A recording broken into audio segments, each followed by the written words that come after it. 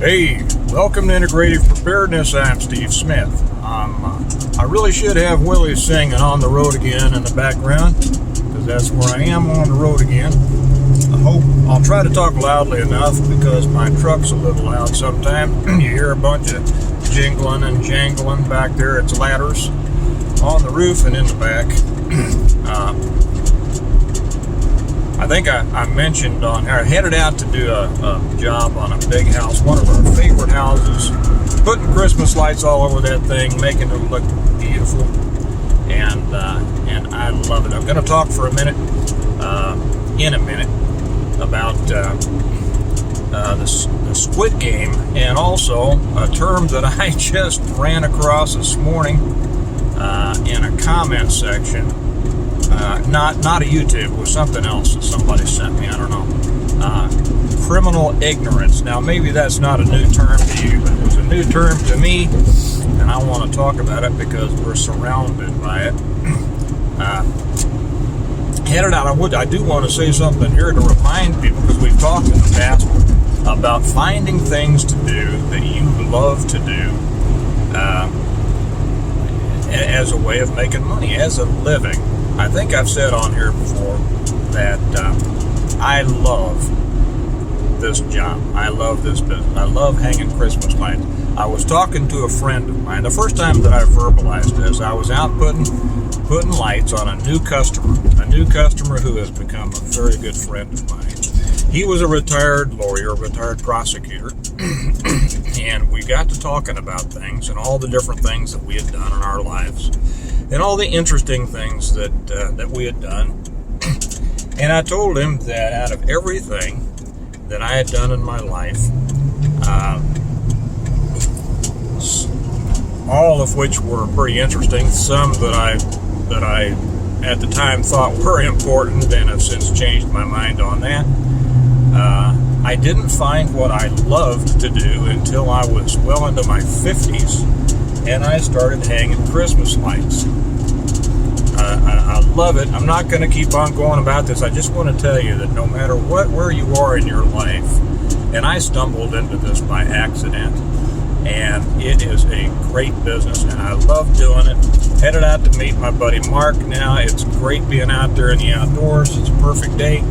It's about 55 degrees and overcast, and we're going to go out there and laugh and joke and talk about life and talk a lot about preparedness. I might even get him on one later on today. But don't sell yourself short. I should say also that he agreed, my buddy.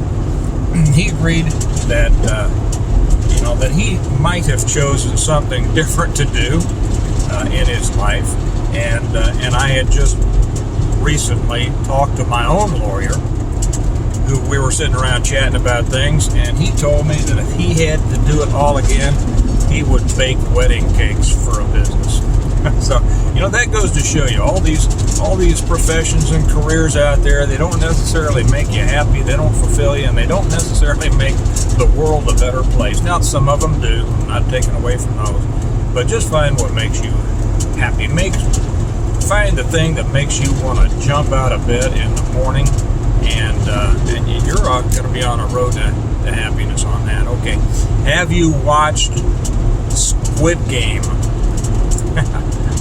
I was almost going to say I bet you haven't, but maybe a lot of you have, because I find out that when it comes to the social environment, I'm usually way behind on that.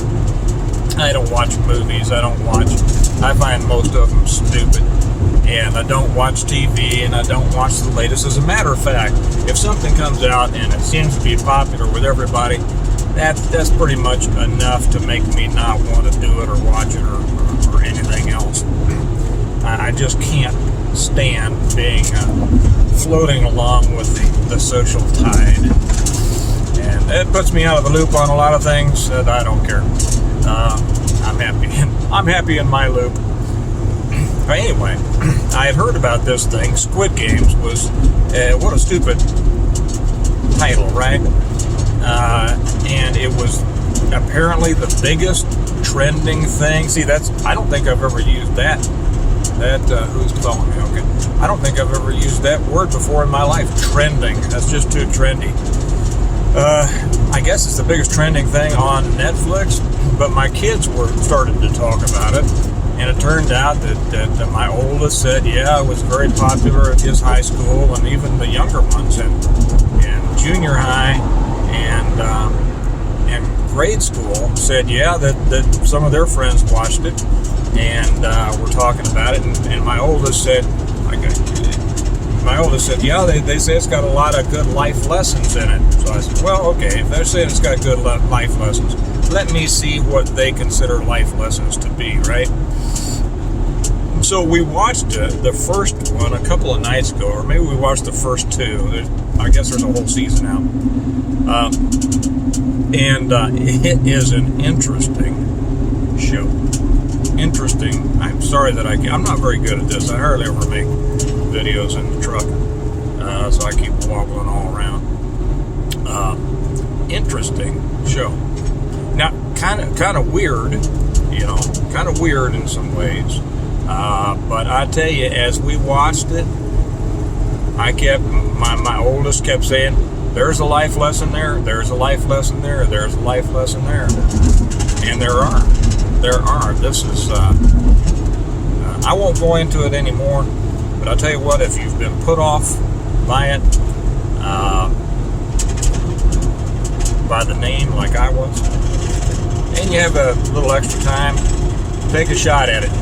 Watch at least through the second one, because the first one is all in Korean with subtitles, and, that's cumbersome to watch something like that, right? So anyway, give yourself a shot. Okay, we've all seen the news about moron Baldwin, the grand idiot, shooting those people on the set out of whatever that stupid movie was that I wouldn't watch anyway because he was a part of it, and he shot those two people. Well, of course, those of us who have grown up and made our living with guns, we saw a whole lot of things come out of that immediately. Right? We understood, and of course all the facts haven't come out, and all the facts aren't going to come out. What we're going to see are a bunch of opinions coming out and a bunch of statements which are, while they can be included as evidence, they can be evidentiary, they are not necessarily facts. But we know that some idiocy happened there, and there's a chance that he may be charged with voluntary manslaughter because he had to point it. It turned out it was a real gun. Apparently, obviously the safety protocols were not followed, and he ended up killing one person, wounding another. One of my first questions was, okay, did he shoot twice? Was this the same bullet that got both of them? If he did shoot twice, why did he shoot a second time? Since they weren't actors and obviously weren't in a scene where he should have been pointing a gun at them, why was he pointing a gun at them? I don't know if all of this has come out in social media. Maybe you all have already thought of these things yourself or been covered. Somebody's already brought it up. I don't know.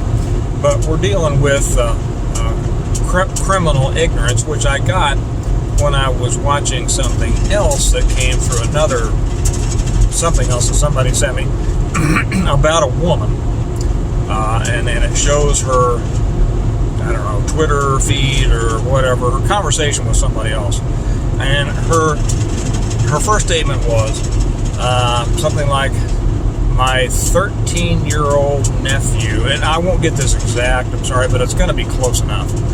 My 13-year-old nephew died 2 days ago, several days after getting the shot, and went in with heart problems and things like that. And so somebody else answered her saying, "Oh, I'm sorry, and this makes me worried because I was thinking about taking my I don't know, 12, 14-year-old in for the shot, and now I'm worried. And the first woman, the woman who reported that her nephew had died, obviously, from it. You know, I mean, that's what they're saying. That's what the evidence seems to show. Instead of saying, you know, well, she said, oh, I would, you know, but I would definitely monitor their heart rate, even if I had to stay up all night. What does that mean? What would she be able to do? And then another commenter after that called it, what I like, criminal ignorance. You know, a lot of our problems in our world are created by, well, just plain evil, okay? A lot of them simply by a communist agenda, the liberal mindset that operates out of ignorance and seems to be proud of their ignorance, and they're not going to give it up no matter what. We've heard the term, you know, criminal negligence. That was the least that would have been applicable in the case of Alec Baldwin. But, you know, I think that we need to start paying more attention to criminal ignorance. Those people who are so stupid and will not educate themselves. You know, that old saying, there are none so blind as those who will not see. Well, there are none so stupid as those who will not learn. And we need to start holding these criminal ignoramuses to account, because they're a part of the problem. They are a part of the many, many problems that we're dealing with. And they are the cause of a lot of death. And if you don't have to go any farther than Chicago or any other big city to see how many people are being killed, how many kids are being killed, how many kids are growing up without fathers, how many, you know, on and on and on. And these things can be attributed directly to the criminal ignorant. Those people who are so ignorant that it results in the death of other people. I would call that criminal ignorance. And it's been allowed to flourish because we've been so stinking polite and not called people on their ignorance, because we're also polite, right? Well, I've never been that polite, to be honest. I mean, not against things that I don't like, but for the most part, society has been. So if you have any of that overactive politeness in you, I'd suggest it's time to get rid of it, because the ignorance that these people wrap themselves in is resulting in it's resulting in a human mass destruction. So I think that's all I wanted to say. I'm just about to pull in to a place, and I'll sign off. I'll remind you that we prepare well today in order to live well tomorrow. So, gosh, man, let's prepare by getting rid of some of these. And I don't mean that, I don't mean that in any, well, I mean, okay.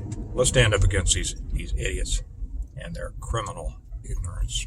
Okay, you all have a good day. I'll talk to you later. Bye-bye.